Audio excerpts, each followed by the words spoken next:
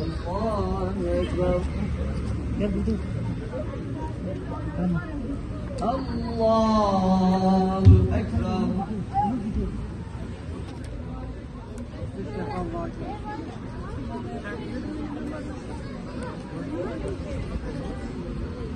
Limen hamide. Allahu Ekber. Allahu Ekber. Allahu Ekber. Allahu Ekber.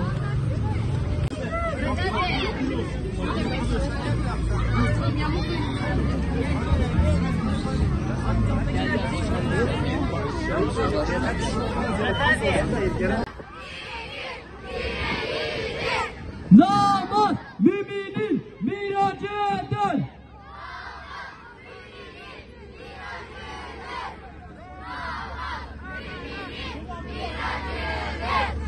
Namaz cennetin anahtarıdır.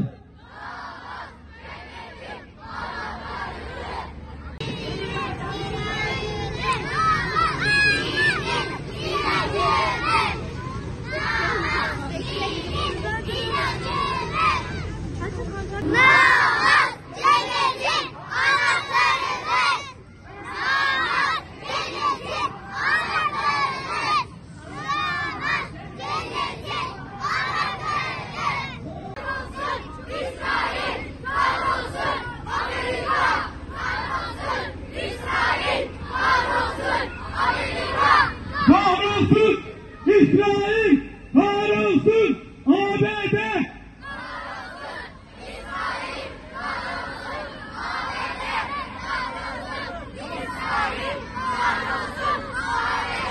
Namaz müminin miracıdır. Namaz müminin miracıdır. Namaz müminin miracıdır. Namaz müminin miracıdır. Muhammedin nebiyyün ve ala alihi ve sahbihi ve sellim. Koşarken biri seslendi bana. Döndüm, karşımda Hazreti Ömer vardı. Bana dedi ki, evladım nereye böyle? Dedim ki, namaza gidiyorum amca. Gülümsedi. Dedi ki, ama sen daha küçüksün. Namaz sana karşı değil ki. O anda yüreğim konuştu. Evet, küçüğüm. Ama namaz büyük küçük demiyor ki. Daha dün benden küçük bir çocuk şehit oldu. قل إن صلاتي ونسكي ومحياي ومماتي لله رب العالمين لا شريك له وبذلك أمرت وأنا أول المسلمين. Anneciğim ve babacığım, eğer beni güzel ahlaklı bir Müslüman olarak yetiştirirseniz hem bu dünyada hem de ahirette sizin için cennet bahçesi olurum. Ama bana sahip çıkmazsanız derslere önem verdiğiniz kadar namazıma ve ahlakıma da önem vermezseniz yine Allah'a kötü bir kul olurum.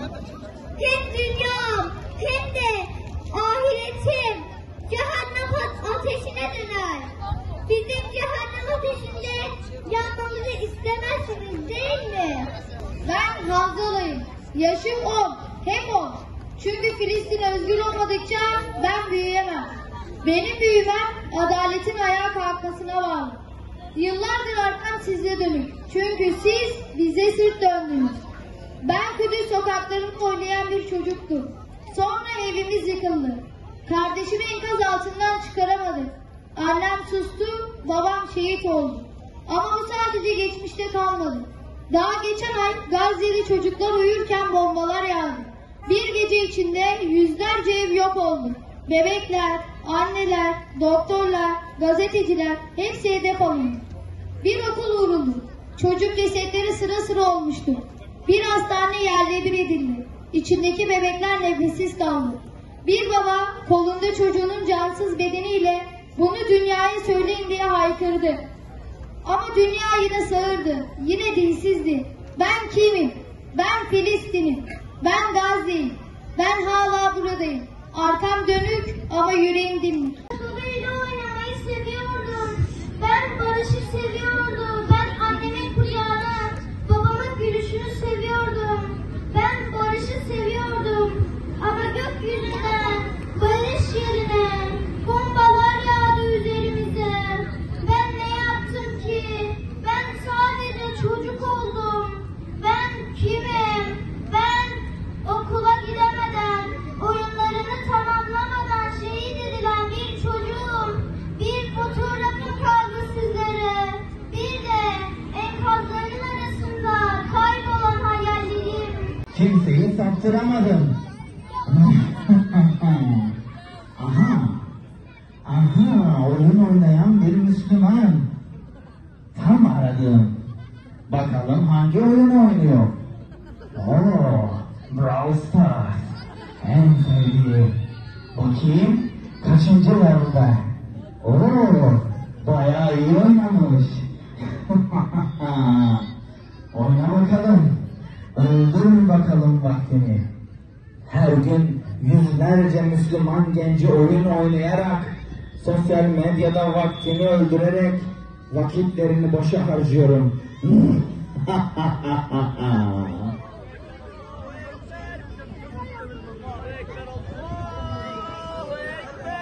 Aziz Allah, ezan okunuyor.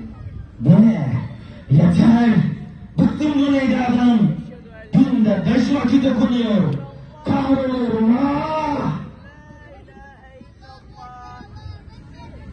Ezan bitsin de namazımı kılayım. Rabbim beni huzuruna çağırıyor. Ne? Namaz mı? Hayır! Gidemezsin! Senin daha yaşın ufak. Büyüyünce kılarsın. Hem bak, tam en heyecanlı yerinde. Fırsat varken bu level'ı geçmeye çalış dostum. Evet, en heyecanlı yeri ama Rabbimin huzurunda durmak daha heyecanlı. Evet, şimdi kalkıp abdest alacaksın. Namaz kılacaksın. Oho! Bir ton iş. Boş versen sonra kılarsın. Hem daha vaktin de var. Benim şimdi kalkıp camiye gidip namaz kılmam lazım. En hayırlı namaz vaktinde kılınan namazdır. Benim bu çağrıya icabet etmem lazım. Hayır, gidemezsin. Gel buraya. Oyununa devam et. Hayır, gidemezsin. Hayır, namazını kılma. Hayır.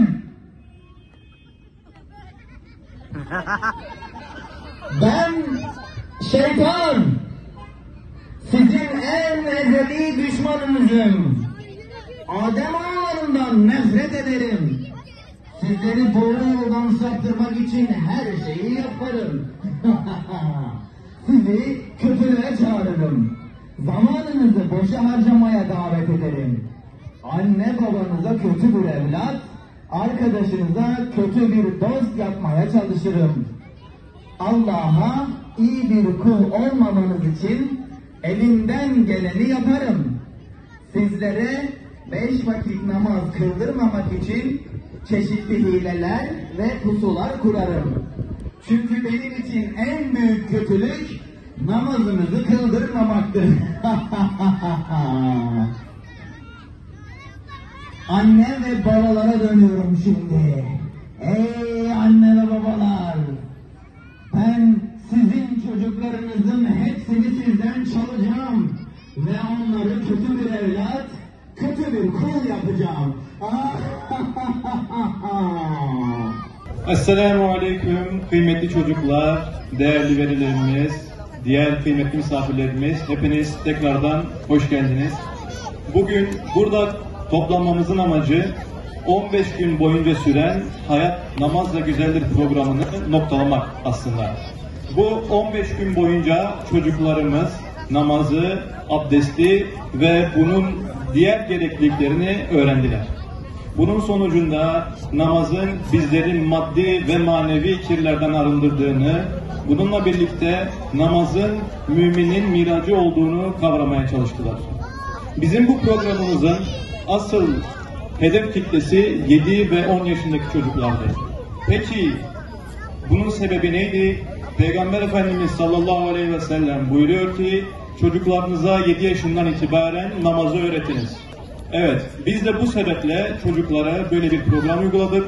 Bunun peki sebebi neydi? 7 yaşın sebebi nedir?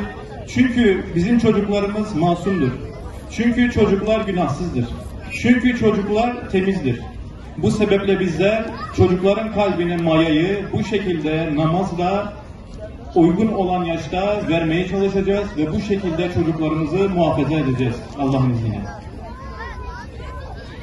Bugün ne yazık ki okulda, sokakta veya çevrede çocuklarımızı bu bilinçten uzaklaştıracak çok fazla faktör var. Namazdan, Allah'tan uzaklaştıracak çok fazla faktör var. Bu sebeple biz bu yaşlarda çocuklarımıza bu mayayı ne kadar iyi verirsek çocuklarımız bunu iyice muhafaza eder ve geleceklerini bu şekilde daim şekilde ederler. Bizim çocuklar 15 gün boyunca namaz eğitimi aldınız. Namaz sizin de öğrendiğiniz gibi sadece bir ibadet değildir. Yani sadece bazı hareketleri yaptığınız bir ibadet değildir. Namaz insanın bütün hayatını kavrayan bir aslında yaşama biçimidir. Dolayısıyla bizler namazımızı hayatımız boyunca sadece bu eğitimde değil, bütün hayatımız boyunca yanımızda götürmeye çalışacağız. Kur'an-ı Kerim'de özellikle Taha suresinde Hz. Musa anlatıldığı zaman namazın insanları kişisel olarak ve toplumsal olarak bir diriltme hareketi olduğundan söz eder. Bizler de işte bugün bu yaşta çocuklarımızı bu şekilde yönlendireceğiz ki bugün hemen her kesimden bütün insanların şikayet ettiği toplumdaki bozulmayı, çürümeyi belki biz bu şekilde yeni nesillerle birlikte aşacağız. Hani bir ezgide şair şöyle söylüyor: Müslüman olmak şafak gibi gökyüzünde doğmaya benzer. Müslüman olmak günde 5 kez semalara çıkmaya benzer. Yani bizler her gün 5 defa semalara çıkmaya, günde 5 defa miraca yükselmeye fırsatı buluyoruz ve çocuklarımızı da inşallah bu şekilde yönlendireceğiz. Evet, şimdi çocuklar size geri dönelim. 15 gün boyunca namaz eğitimi aldınız. Şimdi size birkaç soru sorayım. Şimdi namazı kılmadan önce biliyorsunuz bazı şartlar vardı. Hatırlıyor musunuz? Evet. Şimdi bunlardan bir tanesini ben söyleyeyim, hatırlatayım. Sonrasını siz getirin. Bir tanesi neydi? Hem üzerimiz hem de namaz kıldığımız yerin temiz olması lazım değil mi? Hadesten taharet, evet. Temiz olması gerekiyor. Peki ikincisi neydi? Evet. Temizlikle alakalı yine. Peki bir diğeri neydi? Setri avret. Üzerimizdeki kıyafetin bizi iyice örtmesi lazım. Peki bir diğeri neydi? Bir daha söyleyin. Evet. Son olarak bir tane daha söyleyelim. Neydi? Evet. Kızların sesi çok çıkmıyor. O taraftan da bir cevap alalım. Son bir tane daha hazırlık şartımız vardı. Neydi? Son olarak ben söyleyeyim. Biz yüzümüzü, bedenimizi kıbleye dönüyoruz değil mi? Şu an siz yüzünüzü, bedeninizi kıbleye döndünüz. Peki bizim kıblemiz neresidir? Bizim kıblemiz Kabe'dir. Peki bir diğer soru, Müslümanların Kabe'den önce ilk kıblesi neresiydi? Evet, Mescid-i Aksa. Mescid-i Aksa bizim ilk kıblemizdi. Bugün biz 5 vakit boyunca her namazda Kabe'ye dönüyoruz. Demek ki Mescid-i Aksa bizim için en az Kabe kadar kıymetlidir. Ve Mescid-i Aksa, Gazze, Filistin, bugün soykırımcı İsrail tarafından işgal altındadır. Bizim ilk kıblemiz. Bizim için kıymetlidir. Dolayısıyla bugün biz oradaki namaz kıldığı için, Allah'a inandığı için, sizin gibi böyle toplandığı için zulüm gören çocuklar, sizin Müslüman kardeşlerinizi anlıyoruz. Sizin Müslüman kardeşleriniz orada açlığa, susuzluğa, ölüme terk ediliyor. Ve siz de bugün burada aslında çok önemli bir iş yapıyorsunuz. Sizin buradaki namazınız aslında çok büyük bir iştir. Siz bunu hiçbir zaman küçük görmeyin. Siz belki bugün bu namazınızla, bu gayretinizle devam edeceksiniz hayatınıza, bunu hayatınıza yayacaksınız ve böylece siz büyüyünce bunu koruduğunuzda o askerler, o işgalciler, o İsrailli askerler sizden korkacaklar. Çünkü bugün terlikli, taşla saldıran çocuklardan korkan kişiler yarın inşallah belki de sizin ellerinizle zafer gelecek ve onları oradan def edeceğiz. Son olarak çocuklarımıza biraz hitap ettik. Velilerimize de birkaç şey söyleyip konuyu kapatalım inşallah. Çocukların, sokağın, çevrenin, bütün etkilerin bizim çocuklarımızı bir bataklığa çektiği bir zamanda yaşıyoruz. Dolayısıyla bize bu konuda birçok görev düşüyor. Biz evlerimizi, ailelerimizi, yuvalarımızı bu etkilere karşı bir kale konumuna getirmemiz gerekiyor. Peki bunun yolu nasıl olacak? En başta biz bunu kendimiz yaşayacağız. Kendimiz yapacağız, onlara örnek olacağız. Biz had dilimizle onlara anlatacağız, onlar da bizi izleyecekler ve bizi örnek alacaklar. Namazlarımızı vaktinde kılacağız ki vakit bilinci olan çocuklarımız olsun. Namazlarımızı cemaatle kılacağız ki cemaat bilinci olan çocuklarımız olsun. Evimizi bir kale hükmüne getireceğiz ki çocuklarımız kötülüklerden korunsunlar. Unutmayalım ki çocuklar bizlerin aynasıdır.